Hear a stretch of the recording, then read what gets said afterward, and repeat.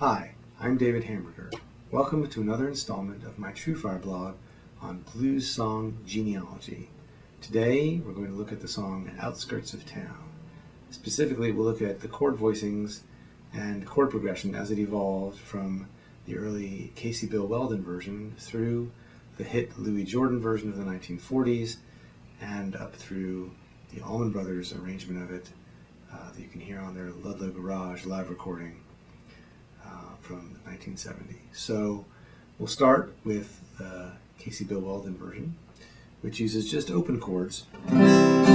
It's in the key of C. Both the Casey Bill Weldon and the Allman Brothers versions happen to be in C. The Louis Jordan version, he made a few different versions of it in different keys, B flat usually. I'm going to show it to you in C in this case, just so we can see all three versions kind of parallel and see what the differences are within one key. But the Casey Bill Weldon version really just uses open chords. There's a vocal and a slide guitar melody, and then you can hear basic open guitar chords behind it. C and F, played this way are probably more likely a thumb, and G7.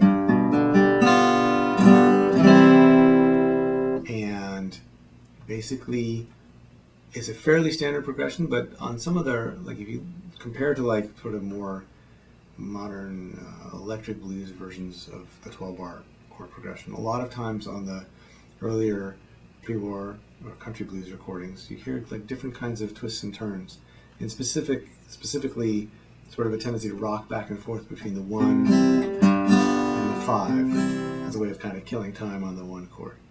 So the chord progression varies also in this Casey Bill Weldon version between what's going on say the intro and then what's going on behind the vocals. But we'll just sort of look at one basic way of playing through it as a way to contrast it with the other versions that come later. So basically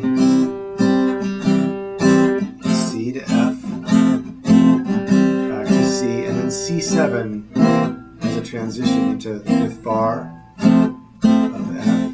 It sits for 2 bars, and then rocks from C to G7 to C, and then to G7 to F, and from C to G7.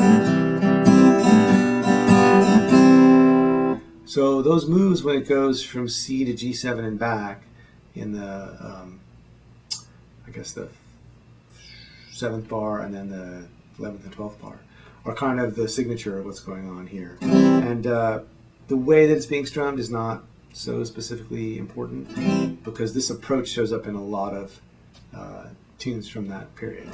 So just the fact that it's doing that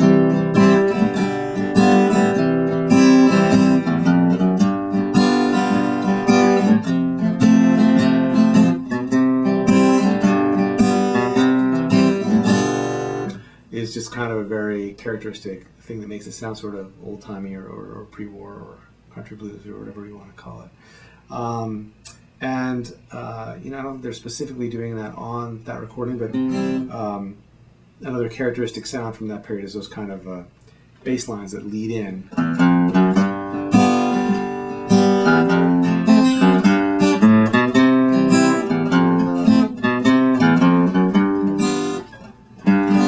So a typical one that leads into G is this chromatic one. And you have to sort of time it 1 and 2 and 3 and 4 and 1 and 2 and 3 and 4 and 1. So leaving 3 8 notes or and 4 and 1 to get into that bass note. And the same kind of thing to get back to C. Either to get into it or at the beginning. And actually, what's interesting is they come as they really, when you hear them like that, like played with the flat pick and everything, they really are, straight out of Jimmy Rogers, the country music Jimmy Rogers from the 20s and 30s. Probably not those chord voicings,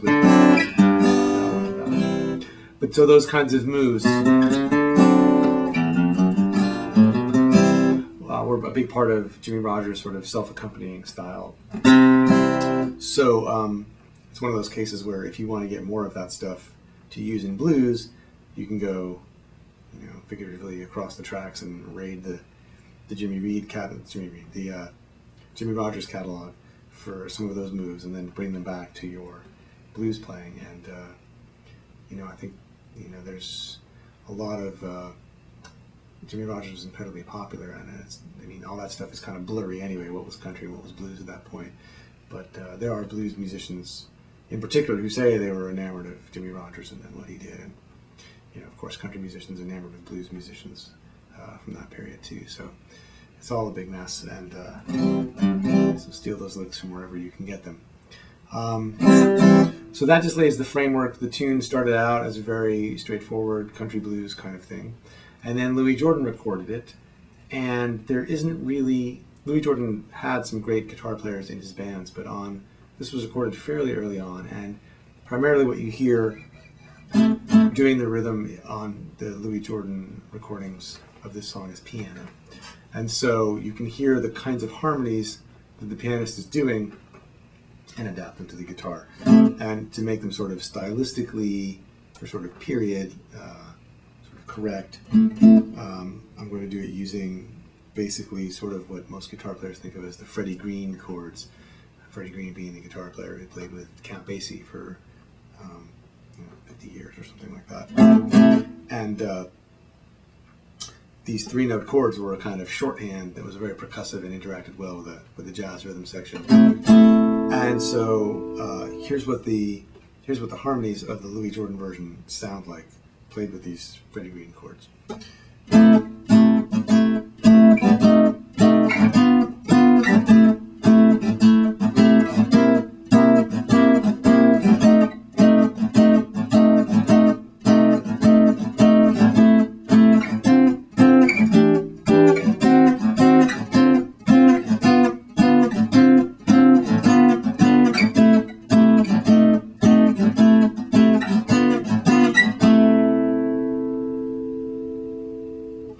So there's just a few voicings, chord shapes, but and this is a C6, so that's what's getting used in place of a C chord, making it a little more colorful, because you've got the root here on the 8th fret of the low string, and the 3rd here on the 9th fret of the 3rd string, and then here's the 6th of the chord, an A on the 7th fret of the 4th string. So it's like adding that note into a C. So that's the 1 chord, and then the 4 chord and the 5 chord, F7 and G7, are done with this shape, which is it's got the 5th of the chord in the bass. It's expected, these chords are usually played with a rhythm section, so you figure, there's a bass player who's going to be playing a nice big fat F down to the bottom, so as the guitar player, you don't have to worry about that. You can leave the F out, play 8th fret on the 6th string on the bottom, 7th fret on the 4th string, and then 8th fret again on the 3rd string. So only 1 note away from the C6. That makes F7. It comes out of this C7 shape, uses an F7, or you can think of it as a truncated version of the James Brown F9 chord. But anyway, there it is, F7.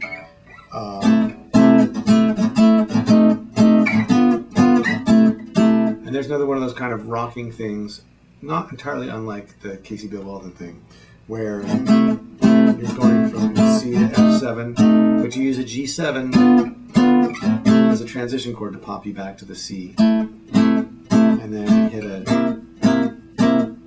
C7 to take you over to the F, which you sit on for a good 2 bars. And then here comes the colorful part.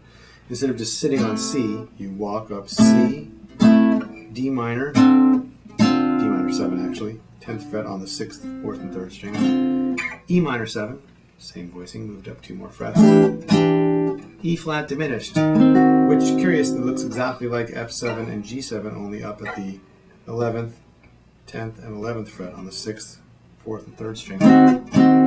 Then rocking between D minor 7 and G7 for 2 bars, and then 1 to 4 to 1 to 5. So the whole thing one more time. 1, 4, 5, 1,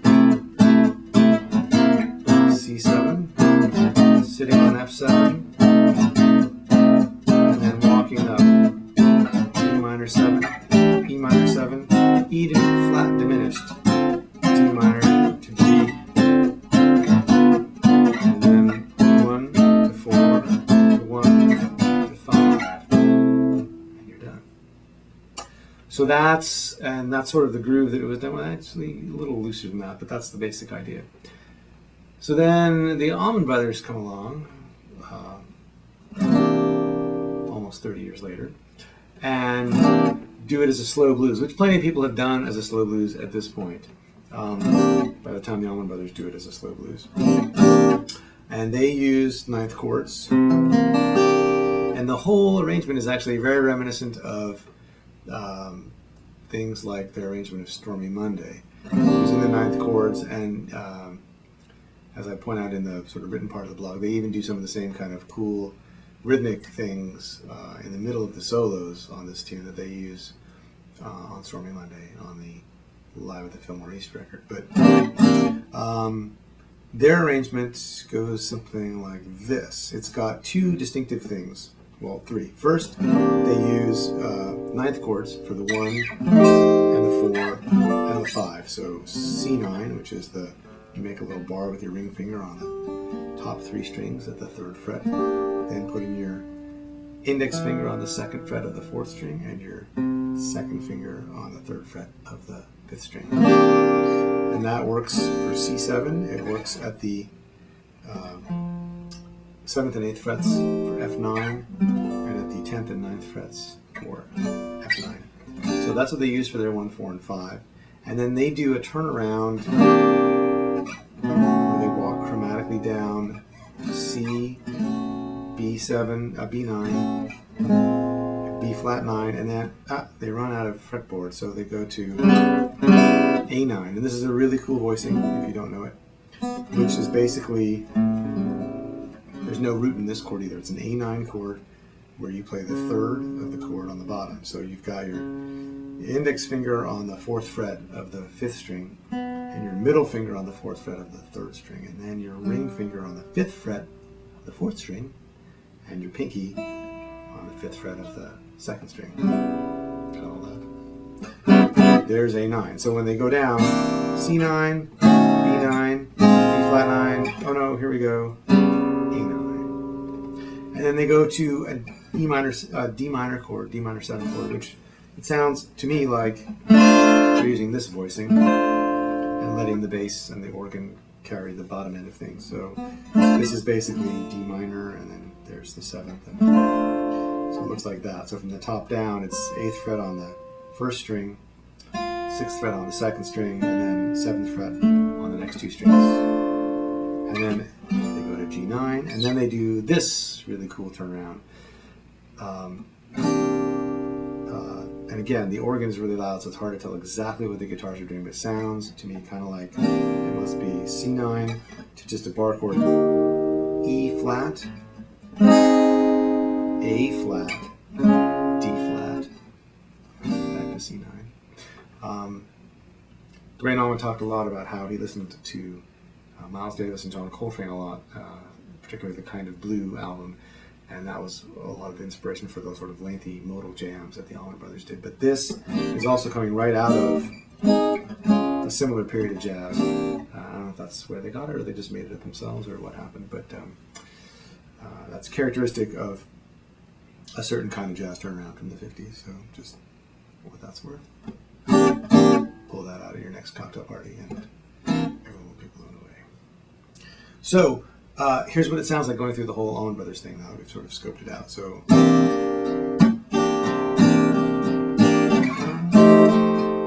the 2nd bar on F, back to C. Now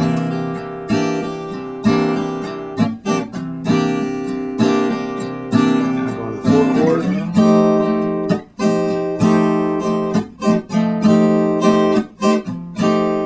now going, here's the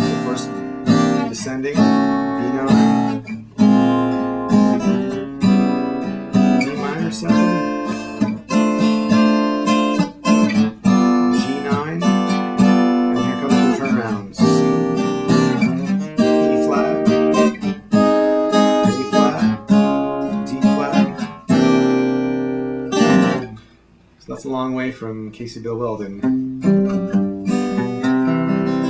But I like both versions, and I like the Louis Jordan in between. So try all those out and see what you think. And there's lots of other versions to check out as well. I particularly really like the Buddy Guy version on the album Stone Crazy. He also does kind of like a ninth chord thing. Actually, it's his brother Phil Guy playing rhythm guitar with a lot of phase shifter on it, and it's actually way better than I just made it sound.